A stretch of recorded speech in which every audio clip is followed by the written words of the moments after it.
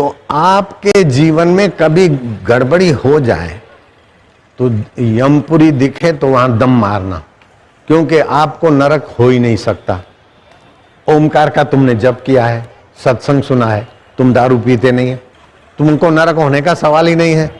और कोई गलती से यमदूत ले जाए तो दम मारना कि हमने आशाराम बापू का हरिओम, मैं संत श्री आशाराम जी बापू की शिष्या हूँ और ये बात किसी को भी बताने में मुझे जरा भी संकोच नहीं होता। अब आप सब लोग ये सोच रहे होंगे कि आखिर मैं ऐसा क्यों बोल रही हूँ। So here are the reasons. हम में से कुछ साधक ऐसे भी हैं जिन्होंने पूज्य गुरुदेव जी से दीक्षा तो ले रखी है पर अपनी आइडेंटिटी एज अ साधक छुपा कर रखते हैं। ऐसे साधकों की सोच कुछ ऐसी होती है कि अगर हम लोग बापू जी का फोटो या फिर वीडियो पोस्ट करेंगे तो लोग क्या कहेंगे। अगर हम लोग बापू का लॉकेट गले में पहनेंगे तो लोगों को पता चल जाएगा कि अरे ये तो अभी भी बापू को मानते हैं। तो उन लोगों से मेरा ये प्रश्न है, क्या आप लोगों ने जब बापू को गुरु बनाया था या जब बापू से दीक्षा ली थी तो ऐसे लोगों से पूछ कर ली थी? जो लोग खुद को एज ए साधक इंट्रोड्यूस करने में डरते हैं, क्या वो सच में सच्चे साधक हैं? तो आप भी क्या वही साधक हैं जिन्होंने मंत्र दीक्षा तो ले रखी है लेकिन किसी को भी ये बात कहने से कतराते हैं? तो एक बार अपने आप से सवाल करके देखिएगा कि हमारा दिल भी यही कहता है कि हमारा गुरु दोषी है। अगर हम ही अपने गुरु को ओपनली सपोर्ट नहीं करेंगे तो इसका मतलब ये है कि हमारे गुरु में कमी नहीं है, कमी हमारी श्रद्धा में है। कुछ लोग का ये कहना होगा कि ओपनली सपोर्ट करने की क्या जरूरत है, पोस्ट वीडियोस डालकर दिखावा करने की क्या जरूरत है। तो उस चीज का जवाब ये वीडियो देगी। कुछ साधकों का ये कहना है कि अपने गुरु को दिल में बसा कर रखो, सबको बताने से क्या ही होगा। चलो ठीक है, गुरु को दिल में बसा कर रखा है, इसमें कुछ गलत नहीं, पर क्या गुरु को दिल में बसा लिया और बाहर जाकर गुरु की निंदा सुनकर निकल गए, क्या ये सच्चे साधक की पहचान है? हम लोग श्री आशा रामायण का पाठ करते हैं और उस पंक्तियों का अर्थ भी हम लोग जानते हैं कि गुरु निंदक के संग से होता सत्यानाश, गुरु निंदा जो करे सुने पड़े वो यम की फांस। गुरु निंदा करने वाला तो पापी है ही, पर गुरु निंदा सुनने वाला महापापी है। तो अब आप खुद ही बताइए, गुरु की निंदा सुन लेना क्या एक सच्चे शिष्य की पहचान है? देखो, बहुत से लोग आकर हमें कहते हैं कि इतना सब कुछ होने के बावजूद क्या आप लोग अभी भी पूज्य बापूजी के शिष्य हो?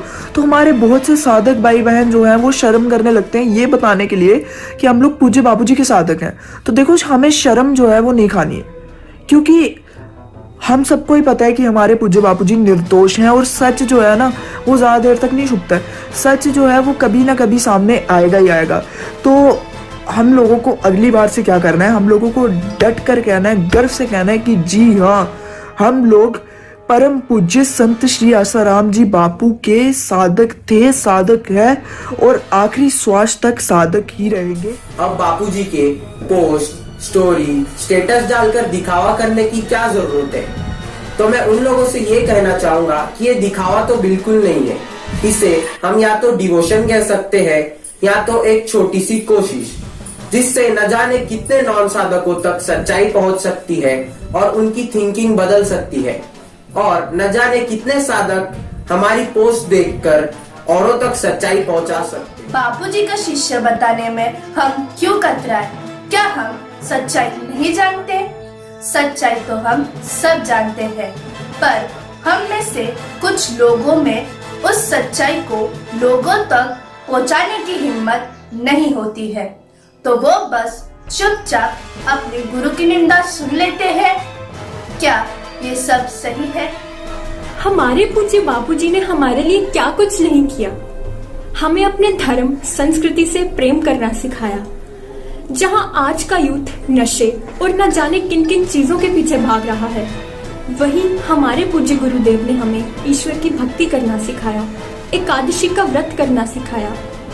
और ऐसे गुरु का शिष्य होने के बावजूद हमें गर्व महसूस ना हो और हम यह ना कह सके कि हम संत श्री आशाराम बापूजी के शिष्य हैं, तो हमें पूज्य बापूजी का शिष्य कहलाने का कोई। बापूजी को ओपनली सपोर्ट करने में अगर हमें जरा सा भी संकोच होता है तो एक सवाल हमें अपने आप से ये करना चाहिए कि आखिर हमें डर किस बात का है? क्या हमें उन लोगों का डर है जो बापूजी की पोस्ट पे गलत कमेंट्स करते हैं, या हमें उनसे टूट जाने का डर है कि वो हमें अनाप शनाप बकेंगे? तो अगर आपकी ये सोच है तो आप एक बात ये समझ लें कि ये लोग ना तो कल आपके अपने थे और ना ही आने वाले कल में आपके रहेंगे। इस वजह से हमें इन पर बिल्कुल भी ध्यान नहीं देना है। हमें तो अपने गुरुदेव के साथ निभानी है। जिनके साथ हमारा जन्मों जन्मांतरों का रिश्ता है। कुछ लोग ये सोचते हैं कि हम क्या बोलेंगे जब कोई हमें पूछेगा कि आपके बापूजी को भला कोई झूठे केस में क्यों फंसाएगा।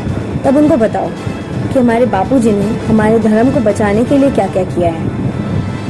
न जाने ऐसे कितने हिंदू हैं जिनको धोखे से कन्वर्ट कर लिया गया है और वह बापूजी से प्रेरित होकर वापस हिंदू बने हैं। बस यही वजह है कि बापूजी आज जेल में है।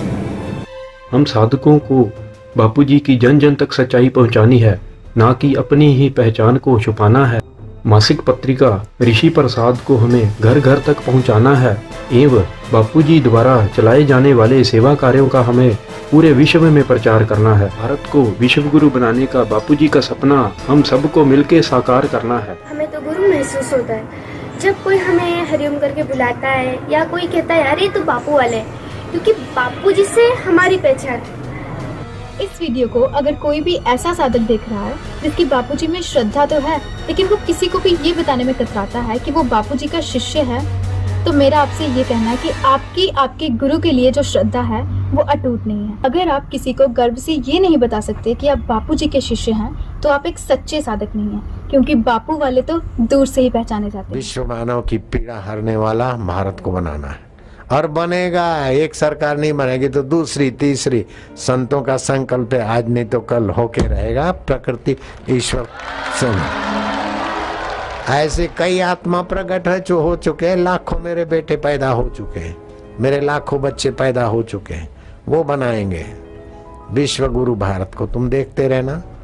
खाली मेरे पीछे मिशनरियां पड़ी ऐसी बात नहीं। हिंदू संत कोई भी बड़ा होता है तो कैसे सीधे अनसीधे किसी न किसी हिंदुओं को आगे रख के वो संत को बदनाम करते।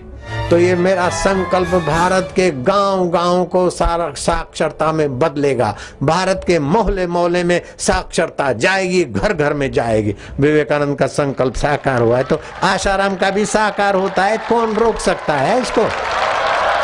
अरे ओम छोड़ के ये दर किस दर जाऊं, छोड़ के ये दर किस दर जाऊं। कौन है मेरा किसे सुना